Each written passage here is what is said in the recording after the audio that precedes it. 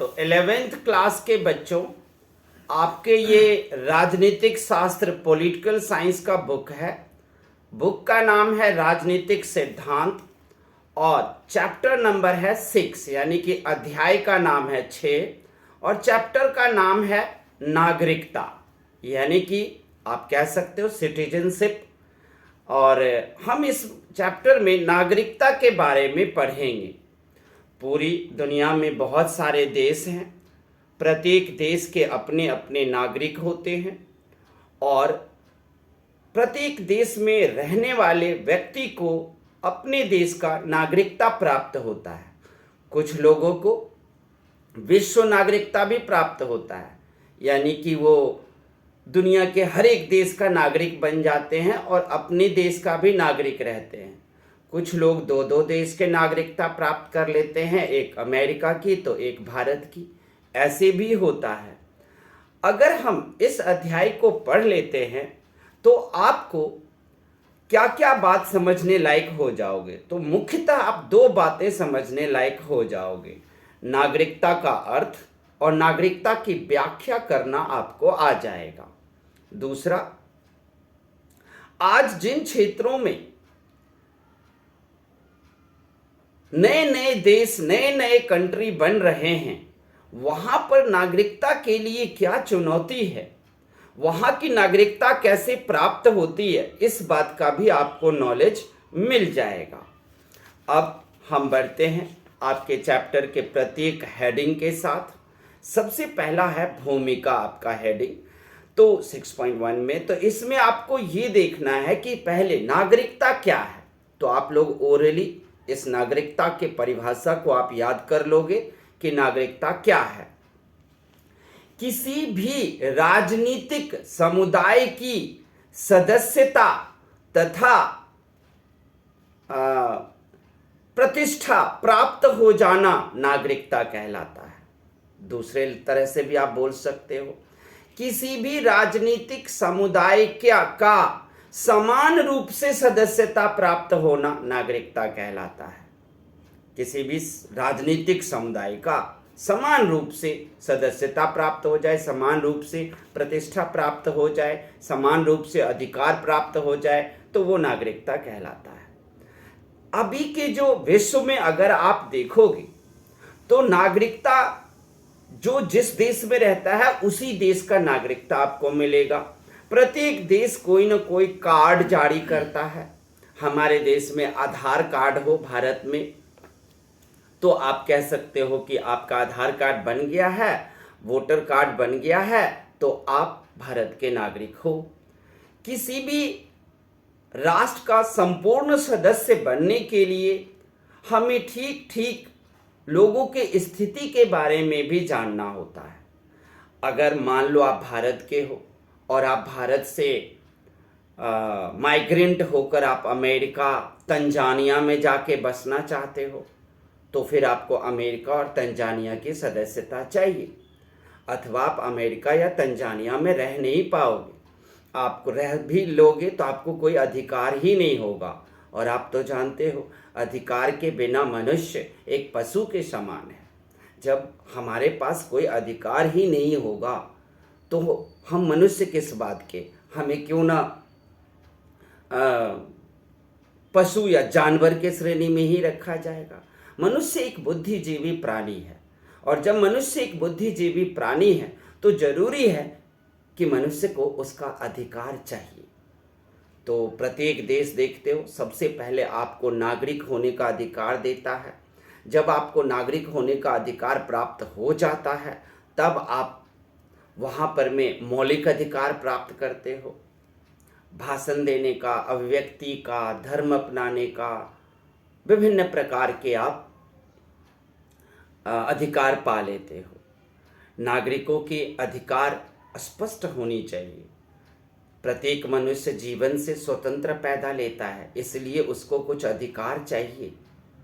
अगर उसके अधिकार ना हो तो उसे जानवर कहा जाएगा। और आप जानते हो शासन 3 प्रकार के होते हैं, मुख्यतः राजतंत्र, लोकतंत्र और तानाशाही। अब तानाशाही और राजतंत्र में नागरिक तो होते हैं, लेकिन उनके अधिकार ना के बराबर होता है। तानाशाह डिक्टेटर और किंग दोनों अपने अपने फैसला ले लेते हैं, लेकिन लोकतंत्र सबको पसंद है, क्योंकि इसमें नागरिकता का हमें अधिकार मिलता है और इसके साथ हमें कई और अधिकार भी मिल जाता है। मतदान का, यानी कि सरकार हम ही चुनेंगे, लेकिन हम डिक्टेटरशिप में या मोनार्की में हम अपने लिए राजा को चुन नहीं सकते हैं। हम राजा को चुनेंगे लोकतंत्र में मतदान करना, इसके अलावा अपने भाषण देना, अपनी अभिव्यक्ति प्रकट करना, ये सब हमें अधिकार लोकतंत्र में मिलता है। अब प्रश्न उठता है, ये नागरिकता शब्द, नागरिकता मिलना, आप इस देश के नागरिक हो, उसके लिए कार्ड बना लो, एक कोई वैलिड पत्र बना लो, ये शुरुआत कैसे हुई? ये शुरुआत हुई 1789 के फ्रांसीसी क्रांति से। आप लोग जानते हो 14 जुलाई 1789 को फ्रांसीसी क्रांति की शुरुआत हुई थी। फ्रांसीसी क्रांति के सफल होने के बाद इस बात को तय किया गया कि सभी एक एक नागरिक ने अपना बलिदान दिया, आंदोलन में, क्रांति में भाग लिया, गोलियां खाए, खून बहाए, तो सबको अधिकार तो मिलना चाहिए। तो फ्रांसीसी क्रांति का उपज है नागरिकता। वहां के लोगों ने नागरिकता शब्द को गढ़ा, सिटीजनशिप दिया लोगों को कि आप क्रांति में भाग लिए थे, आपने इस देश के लिए खून बहाए, एक नई शासन व्यवस्था लाने के लिए खून बहाए, इसलिए आपको अधिकार मिलता है। और उन्हीं अधिकार मिल जाने को, उस देश की सदस्यता मिल जाने को हम नागरिकता कहते हैं। वो अलग बात है कि नागरिकता तो सबको मिला। हाँ, एक और बात थी फ्रांस की क्रांति में, आप लोगों को याद होगा कि गुलाम प्रथा भी खत्म किया गया था। हालांकि नेपोलियन के आने के बाद वो वापस भी लाया गया था, ये नेपोलियन की गलती थी। लेकिन फ्रांस की क्रांति खत्म होने के बाद रॉबेस्पियर हो या अन्य लोगों ने इन्हें खत्म कर दिया था, गुलामी प्रथा को, यानी कि स्लैब रूल को, और सबको नागरिकता दी। नेपोलियन ने भी नागरिकता दी, मतदान का भी अधिकार दिया, लेकिन पुरुषों को दिया, उसने महिलाओं को नहीं दिया था। यहाँ पर उसकी ये भी गलती थी। नागरिकता का मतलब ये नहीं है कि आप सिर्फ देश का सदस्य बन जाओ। हाँ, नागरिकता का परिभाषा जरूर है कि किसी भी राजनीतिक समुदाय का समान रूप से सदस्यता प्राप्त हो जाना, लेकिन सदस्यता हमें कोई दे दे और अधिकार ना दे तो हमें बताओ कि फिर हमें कैसा लगेगा? क्या ये बातें हमें अच्छी लगेंगी? नहीं लगेंगी ना। तो वही सिस्टम होता है कि हमें क्या होना चाहिए कि सदस्यता मिलने के, नागरिकता मिलने के साथ साथ अधिकार भी होना चाहिए।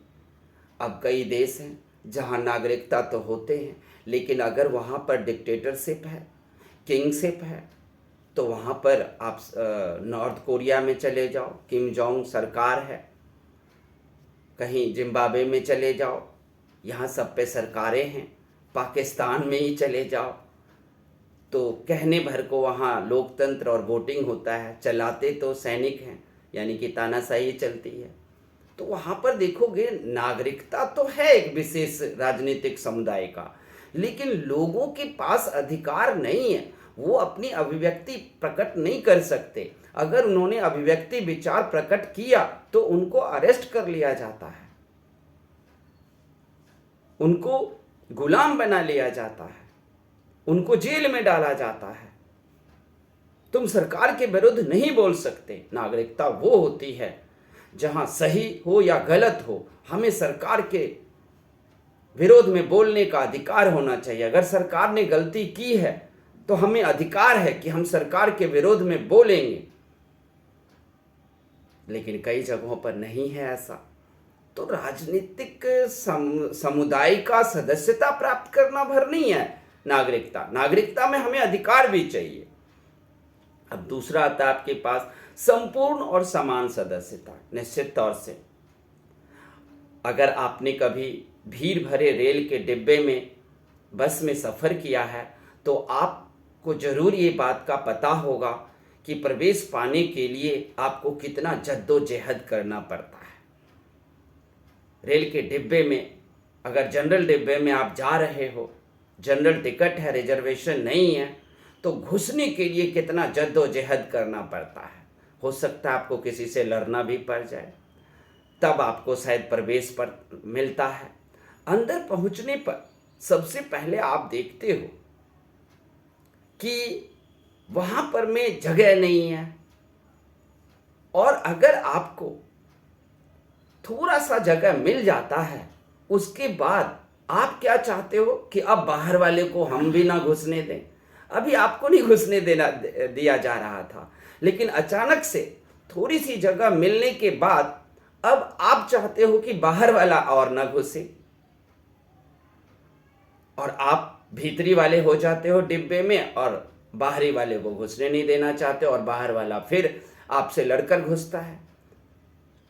इसी तरह की प्रक्रिया समय समय पर नगरों, प्रदेशों तथा पूरे राष्ट्र में चलती रहती है। अगर आजीविका, चिकित्सा या शिक्षा जैसी सुविधाएं, जल, जमीन जैसे प्राकृतिक संसाधन सीमित हो, तब बाहरी लोगों के प्रवेश के रोकने की मांग उठने की संभावना आ जाती है। हम साफ कह देते हैं, हमारे देश में तो खुद पानी नहीं है, खुद खाने को नहीं है, हम किसी को क्यों आने दें। भले ही सह नागरिक क्यों ना हो, तब भी नहीं। हमारे ही देश में आप देख लेना, मुंबई में बिहार के कुछ लोग, बिहारी लोग गए वहाँ परीक्षा देने के लिए, तो वहाँ के राजनीतिक पार्टी के गुंडों ने उन्हें मारना शुरू कर दिया। मुंबई है तो मुंबई के लोग मुंबईकर कहलाएंगे, और वो अन्य लोगों को नहीं यहाँ आने देंगे, क्योंकि मुंबई में खाना, पानी या जगह की बहुत कमी है। लेकिन प्रश्न ये उठता है कि मुंबई एक ऐसा जगह है जो एक आर्थिक गतिविधि का केंद्र है, तो वहाँ पर तो प्रत्येक व्यक्ति को पहुंचकर अपने तकदीर को आजमाने का अधिकार है। लेकिन नहीं, मुंबई मुंबईकर का है, कोई आने ही नहीं देंगे। दिल्ली हरियाणा वाले का हो जाते हैं। बिहारी और उत्तरांचल या यूपी के लोगों को अभद्र समझा जाता है, उन्हें बहुत नीच करके माना जाता है, और ये सब अपने ही देश के राजनीतिक समुदाय के अंदर है। जबकि इसी देश के अंदर उन लोगों को भी नागरिकता प्राप्त है, फिर भी अपने ही देश के दूसरे क्षेत्रों में जाकर उन्हें मुसीबतों को झेलना पड़ता है और घटिया बातों को सहना पड़ता है। आप केरला, कर्नाटका, तमिलनाडु में बिहारी या यूपी के लोग काम करने जाएं, वो वहाँ से भगाने लगते हैं कि यहाँ खुद ही काम नहीं है, तुम लोग इधर क्यों आए, अपने यहाँ रहो। तो इस सब से प्रश्न क्या उठता है आपके मन में? इस सब से प्रश्न उठता है कि संपूर्ण और समान सदस्यता का असली अर्थ यही है कि प्रत्येक व्यक्ति को पूर्ण रूप से हर एक जगह का अपने ही देश के अंदर अधिकार मिलना चाहिए। लेकिन मिलता तो है नहीं। नागरिक है ना हम अपने देश के, तो बस मेरे मन में होना चाहिए, चाहे जहाँ चाह वहाँ राह, जहाँ चाहे हम वहाँ रहेंगे। सिंपल सी बात है, लेकिन हम ऐसा नहीं करते हैं। तमिलनाडु वाले बिहारी से नफरत करेंगे, मुंबई वाले बिहारी से नफरत करेंगे, यूपी वाले से करेंगे, और बिहार यूपी में काम धंधा कुछ है नहीं, वो काम की तलाश में वहाँ के लोग अपने ही देश में विदेशी बनकर रह जाते हैं। ये सारी चीज़ों को हमें समझना होगा। पढ़ने में लगाने का मतलब भी यही है, अपने देश और अन्य देश के नागरिक में फ़र्क होना चाहिए। हम जो चेन्नई गए काम करने के लिए, हम कोई विदेशी नहीं थे, हम इसी देश के थे, और हमें अधिकार होना चाहिए कि हम कहीं भी जाएं, कहीं भी जाकर हम अपनी रोजी रोटी कमा सकें। हमारे पास अधिकार होना चाहिए, जहां चाह वहां राह। हमारे देश में देखोगे कई स्टेट में धारा 370 जैसे चीज़ें हैं, या विशेष प्रावधान दे रखा है उनको कि वहाँ हम ज़मीन नहीं खरीद सकते। ये कौन सी बात हो गई? हाँ, जहाँ तक प्रश्न है कि पहाड़ी भागों में ज़्यादा घर ना बने, तो उसके लिए प्रशासन है, वो ज़्यादा घर ना बनने दो। किस प्रकार के घर बन रहे हैं वो उस पर रोक लगाओ, ये प्रशासन का काम होगा। लेकिन लोग जो अपने ही देश में एक क्षेत्र के निवासी के लिए अपने मन में नफरत पाल के रखते हैं दूसरे क्षेत्र के निवासी, ये तो गलत है ना। इंसान है, बहुत बड़ी आबादी है हमारे देश में, तो कुशल और अकुशल दोनों तरह के लोग होंगे ना। इतने बड़े आबादी वाले देश में सिर्फ कुशल मजदूर होना मुश्किल है, इसलिए जो अकुशल मजदूर हैं उनको अपने क्षेत्र में काम नहीं मिलने के कारण वो पलायन करते हैं और वो दूसरे क्षेत्र में जाकर काम अपने लिए ढूंढते हैं। शहरों में आप देखोगे भवन निर्माण, सड़क निर्माण, अन्य मजदूरी के काम मिल जाता है, तो लोग देश दुनिया से आते हैं। वो मजदूर सबसे आप नफरत नहीं कर सकते, ना तमिलनाडु वाले, ना केरल वाले, ना कर्नाटक वाले, ना हरियाणा वाले, ना मुंबई वाले। ये नहीं कहते तमिलनाडु और केरल में सब स्किलफुल ही है, कुशल मजदूर ही हैं, उनमें से भी कुछ अकुशल होगा। अगर उनको काम बिहार में, यूपी में मिलता है तो जरूर आकर लें, लेकिन बिहार यूपी में तो खुद ही काम नहीं है, तो आपके पास आए तो अपने ही देश में आपने उसे विदेशी बना दिया। अगर हमारे पास अधिक संख्या में रोजगार का अवसर हो जाए गांव में, बिहार, यूपी या उत्तर भारत में, तो वो दक्षिण भारत या पश्चिम भारत की तरफ नहीं जाएंगे। पूरब के भारतीयों का भी यही हालत है। पूरब में जो आपके 7 सिस्टर स्टेट हैं वो भी पहाड़ी एरिया है, उधर भी काम नहीं मिलता है, उधर भी काम धंधे नहीं है। वो लोग भी इधर साउथ में, नॉर्थ में, वेस्ट में, सब तरफ जा कर के हमारे पहाड़ी भाई लोग भी काम ढूंढते रहते हैं। ध्यान रहे, वो पहाड़ी भाई भी हमारे ही देश के नागरिक हैं और उन्हें भी नागरिकता प्राप्त है, इसलिए उनके साथ दो व्यवहार और दुर्व्यवहार नहीं हो सकता। अगर दुर्व्यवहार करोगे तो वो एक दिन गुस्सा बनकर उभरेगा, और गुस्सा बनकर उभरेगा तो फिर देश में लड़ाई, दंगे होंगे, और उस दंगे से किसका नुकसान होगा? हमारे ही देश का नुकसान होगा। एक अन्य बात पर भी जरूरत है विचार करने की। गरीब लोग, एक गरीब को क्या आप कहना चाहते हो, क्या सोचना चाहते हो उसके लिए? एक गरीब क्या अपने लिए काम की भी तलाश नहीं कर सकता? एक नागरिक होने के नाते एक गरीब को सरकार कुछ नहीं सोच रही है। सरकार का काम है सोचना, बस जो पढ़े लिखे हों, मिडिल क्लास हैं, अमीर लोग के लिए तो सोचते ही हैं। प्रॉब्लम है गरीब के लिए। गरीब को कोई नौकरी नहीं देता, वो पढ़ा लिखा नहीं है, वो गरीबी में पढ़ लिख नहीं पाया, तो अपने लिए वो मजदूरी तो कहीं भी अपने देश में ढूंढ ही सकता है ना। फिर वो भी क्यों नहीं ढूंढने देते आप लोग? तो अगर हम सब समझें नागरिकता के शब्द को कि एक देश के हम निवासी हैं, देश के हर एक कोने में प्रत्येक नागरिक का हक होगा, अधिकार होगा, वो कहीं भी काम ढूंढे, छोटा सा जगह बना। एक मजदूर क्या कर लेगा? बहुत बड़ा बिल्डिंग बना लेगा कमा के? नहीं, बहुत ज्यादा करेगा तो वो एक कमरे का कहीं पे छोटा सा जमीन लेकर वो अपने लिए घर बना पाएगा। इस बात का ध्यान रखना है। अब आगे बढ़ते हैं। अगला हेडिंग 6.3 में है आपका समान अधिकार। ये समान अधिकार क्या होता है? देखो, एक ही देश के अंदर रहने वाले प्रत्येक नागरिक का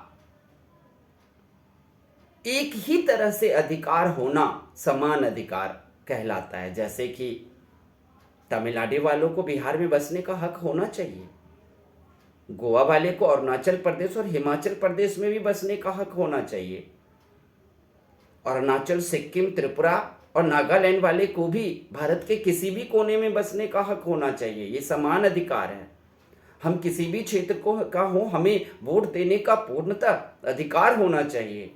यही नहीं, समान अधिकार का मतलब है कि हमें रोटी, कपड़ा और मकान पूर्णतः मिलना चाहिए। हमें जीवन की न्यूनतम गारंटी मिलनी चाहिए। हमें अपने जीवन की न्यूनतम फैसिलिटी चाहिए और ये सब लेने का अधिकार है। इसे बोलते हैं समान अधिकार। भारत के हर शहर में जब आप जाओगे, एक बहुत बड़ी आबादी झोपड़पट्टी झुग्गियों में रहते हैं। वो झुग्गी झोपड़पट्टी ने अवैध कब्जा कर रखा है जमीन पर, चाहे वो किसी उद्योगपति का हो या सरकार की हो। लेकिन अवैध कब्जा करके भी झुग्गी झोपड़ी वालों को कौन सा सुख मिल गया है? जाके देखो किसी झुग्गी झोपड़ी में। उस झुग्गी झोपड़ी में घर इतना ही बड़ा होता है जिसमें आप पैर तक नहीं फैला सकते। फैल करके एक बेड के बराबर अंदर में जगह नहीं होती। कब्जा भी किया, सुख भी नहीं है। लोग और सरकारी तंत्र भी कहेंगे कि ये लोग कब्जा कर बैठे हैं, लेकिन ये नहीं कभी सोचेंगे ये कब्जा क्यों कर बैठे हैं, इस जहालत की जिंदगी में वो क्यों रहते हैं, इस झुग्गी झोपड़ी में ये क्यों रहते हैं। उस झुग्गी झोपड़ी में रहने पर वो बेबस हैं। सरकारी तंत्र ने उन्हें बेबस किया है। वो नहीं जीना चाहते थे ऐसे। देखोगे आप उन झुग्गी झोपड़ियों, बिल्कुल गंदी बस्ती है, इतनी पतली पतली गलियां होंगी, विभत्स नजर आएगा वहां का आपको दृश्य। यही सोचोगे, छोटे छोटे कमरों में, इन पतली गलियों में, बदबू आती नालियों से ये लोग कैसे रहते हैं। और हर घर में आपको 2 पेशेंट और 2 बीमार लोग मिल जाएंगे। ना वहां ढंग से जल की आपूर्ति है, 20 मिनट के लिए जल आता है, पानी आता है वहां पर में। पूरी झुग्गी वाली कॉलोनी को भरना है 20 मिनट में पानी, 30 मिनट में पानी, ये कैसे हो सकता है। सरकार ये क्यों नहीं सोचती कि ये अवैध कब्जा करने पर विवश क्यों हुआ। किसका मन करता है कि मैं झुग्गी झोपड़ी में ही रहूं। क्या आपने उसके लिए फ्लैट बनवाए? क्या आपने उनके लिए मकान बनवाए? अगर कोई योजना भी शुरू किया तो उसमें से आधे रकम तो उन्हें रिश्वत देने में ही चली जाती है। तो ध्यान रहे, समान अधिकार तभी हमारे देश के प्रत्येक नागरिक को मिलेगा जब हम अपने सरकारी तंत्र को दुरुस्त करें, सरकारी तंत्र से ये रिश्वतखोरी खत्म हो। कोई नहीं चाहता उस झुग्गी झोपड़ी में रहना। जो जिस गांव में है उस गांव के शहर में काम और रोजगार के अवसर प्रदान करना किसका काम है? सरकार का। नहीं मिला उन्हें अपने शहर में तो वो भाग के आए दिल्ली मुंबई, और फिर यहां पर वो एक फ्लैट का किराया नहीं दे सकते थे, इसलिए उन्होंने कहीं पर सरकार या बड़े उद्योगपतियों के जमीन को कब्जा करके एक नारकीय जीवन जी रहे हैं। कब्जा करने के बाद भी उन्हें स्वर्गीय जीवन नहीं मिला है, उन्हें नरकीय जीवन मिला है। 2004 में फुटपाथ झुग्गी झोपड़ी के लोगों के लिए एक योजना भी तैयार की गई, एक राष्ट्रीय नीति बनाई गई कि इससे इन लोगों का भला करेंगे, झुग्गी झोपड़ी खत्म होगा। लेकिन पूरा नहीं हुआ अभी तक। सरकार ने राष्ट्रीय नीति तो बना दी, लेकिन उसका अनुपालन करवाने वाला कोई नहीं। क्योंकि यहां पर में तो सबको अपने फायदे की दिखती है। हमारे समाज में बहुत सारे लोग हाशिए पर हैं, हाशियाकरण, मार्जिनलाइजेशन। आदिवासी लोग, वो भी जंगल में रहते थे, उनकी ज़मीनें आपने ले ली, सरकार ने ली, क्योंकि वहाँ माइनिंग करना था। कुछ उन्हें अयस्क कच्चा माल मिला था, आपने उसकी ज़मीनें सब कुछ ले ली। वो शहर की तरफ आया, शहर में कहाँ रहता था उसके पास, उसकी ज़मीनें छीनकर आपने उतनी पैसे दिए थे कि वो यहाँ आकर फ्लैट ले ले? नहीं, उन्होंने क्या किया, उसी झुग्गी झोपड़ी में रहे। किसी को टीबी हो गया, किसी को दम्मा हो गया, ये सारे काम हो गए। इन बातों पर हमें विचारना पड़ेगा। हमारे देश का भी अर्थव्यवस्था, प्रक्रिया, सबके सब कुछ लग रहा है ऐसे जैसे एक भारत के बहुत बड़े तबके को हाशिए की तरफ धकेला जा रहा है। ध्यान रखें, सभी नागरिकों के समान अधिकार मिलना जरूरी है। और समान अधिकार में क्या आता है? न्यूनतम जीवन की जरूरतों की गारंटी। हमें न्यूनतम जरूरत पूरी होनी चाहिए, और न्यूनतम जरूरी है रोटी, कपड़ा और मकान। इस पर कानून बनने की भी जरूरत है, सख्त कानून बनने की जरूरत है कि झुग्गी झोपड़ी वाले कब तक झुग्गी झोपड़ी में जिएंगे, कब तक ये जहालत की जिंदगी जिएंगे, कब तक ये टीबी और अन्य तरह के बीमारियों के लिए एक एक्सपेरिमेंट लैब बनकर रहेंगे, कब तक रहेंगे ये एक्सपेरिमेंट लैब बनकर। इसके लिए एक अच्छे कानून बनना चाहिए ताकि झोपड़पट्टी खत्म हो, उन लोगों को सही तरीके से न्यूनतम जरूरतों के साथ नए जगह पर बसाना चाहिए। अब आता है नागरिक और राष्ट्र क्या होता है। 6.4 आपका हेडिंग है। देखो, नागरिक और राष्ट्र दोनों अलग अलग चीजें हैं। नागरिक उस देश का निवासी होता है, सदस्य होता है, और राष्ट्र देश होता है।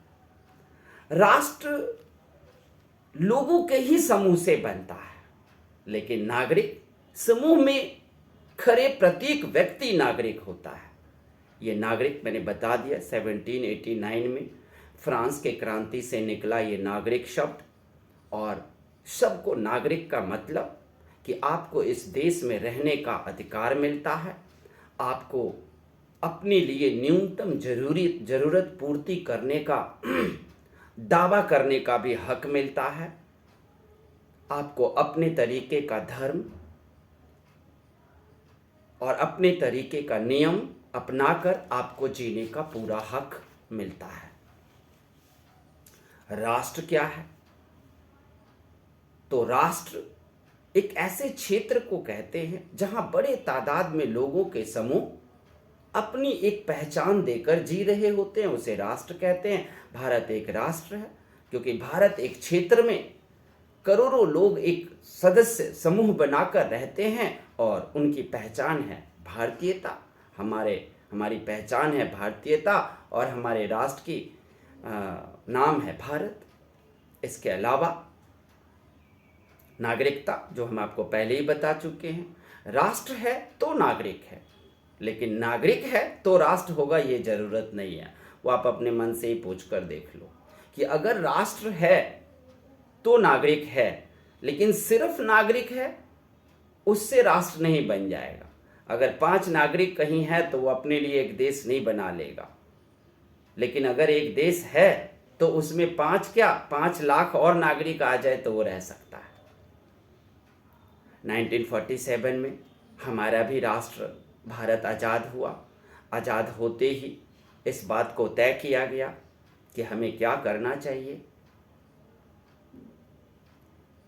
हमें कौन से राष्ट्र का निर्माण करना चाहिए। तो हमने कहा कि हमारा राष्ट्र धर्मनिरपेक्ष राष्ट्र का निर्माण करेंगे, जहाँ पर सभी धर्मों का आदर होगा, एक संविधान होगा, संविधान को भी धर्मनिरपेक्ष बनाया जाएगा, सभी धर्मों को अपने अपने विश्वासों का प्रैक्टिस करते हुए जीने का अधिकार मिलेगा, जिससे हमारे देश में कभी भी कोई गृह युद्ध ना हो, आपस में हिंदू मुस्लिम दंगा नहीं होगा। यही सोचकर धर्मनिरपेक्ष राज्य की स्थापना की गई आज़ादी के बाद। इसमें भारतीय संविधान ने भी महत्वपूर्ण योगदान दिया है, उनमें भी विविधता रखा गया।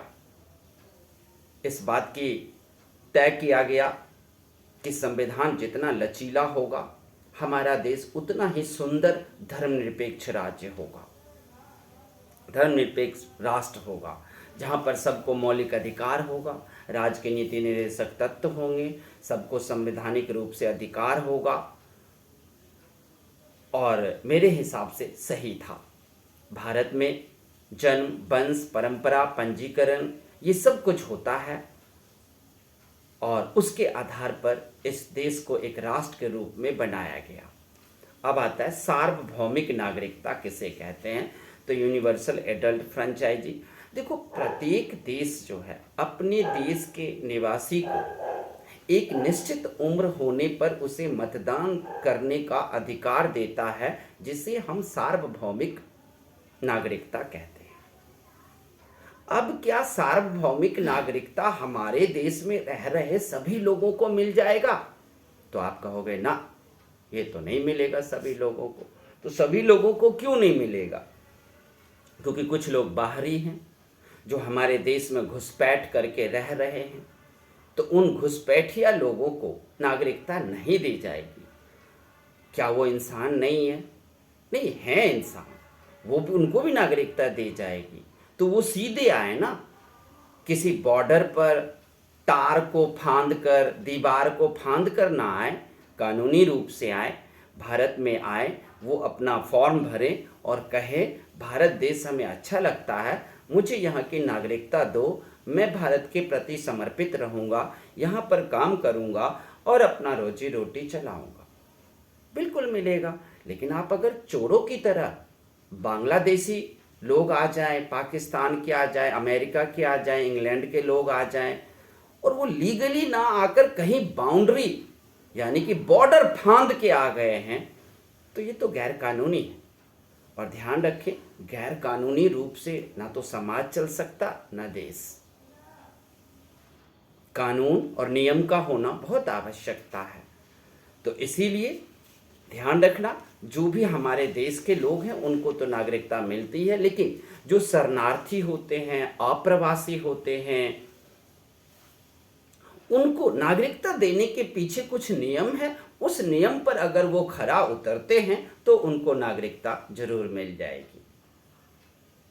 अब अगर किसी बात का प्रतिबंध है तो वो प्रतिबंध रहते हुए तो वो ना घुस जाए ना। अब देख लो ना, दीवार है, बार लगाया हुआ है बॉर्डर पर, उसके बाद भी वहां से लोग घुस जाते हैं।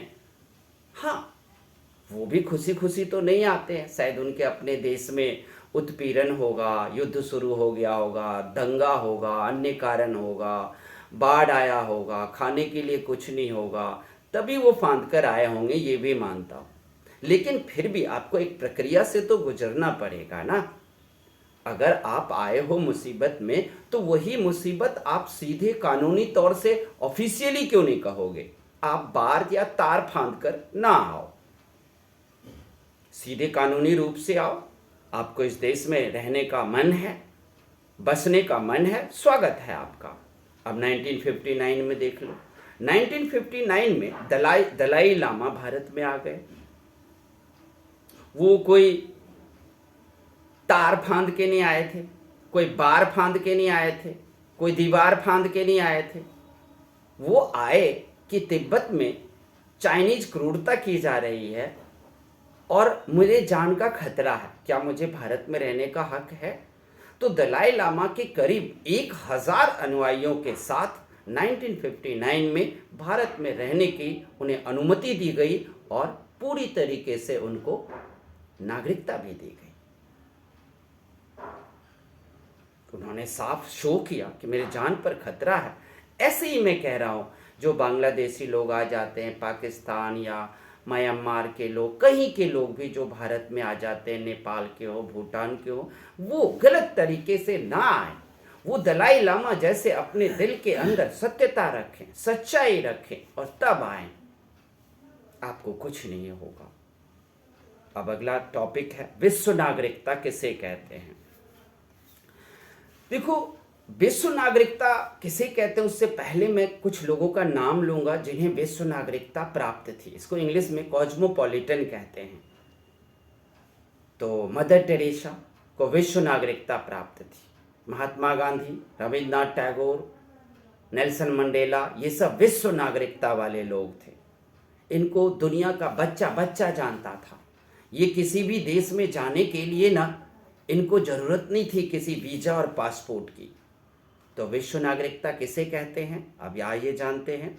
तो विश्व नागरिकता हम उस स्थिति को कहते हैं जिसमें किसी भी देश का एक नागरिक बिना किसी वीजा और पासपोर्ट के किसी भी देश में जा सकता है और उनका स्वागत होता है।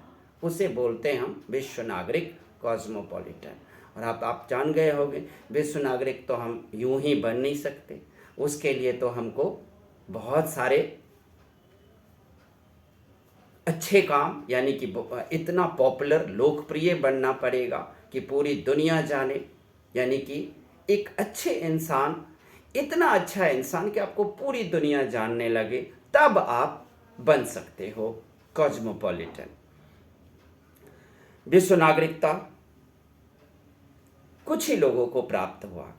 क्या ऐसा विचार किया जाए कि विश्व नागरिकता सबको प्राप्त हो जाए?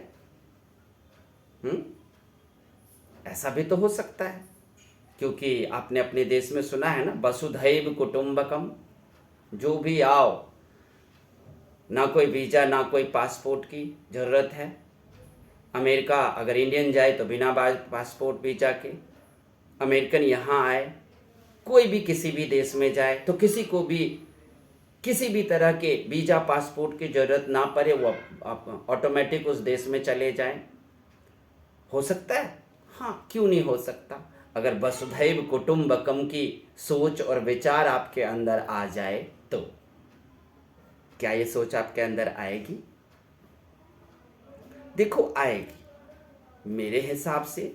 और कई सारे इस दुनिया में जो काफ़ी टैलेंटेड लोग हैं, उनका भी ये कहना है कि पृथ्वी नामक एक देश होना चाहिए और किसी भी देश का बॉर्डर नहीं होना चाहिए, जो जहां मर्जी हो जाए आए बिना पासपोर्ट वीजा के। जरा सोचो ना कि इस वक्त अगर यूनिवर्स के किसी और प्लैनेट से पृथ्वी वाले का झगड़ा हो जाए तो यहाँ से कौन लड़ेगा? अमेरिका, भारत, इंग्लैंड, चीन, फ्रांस, या फिर पृथ्वीवासी लड़ेंगे?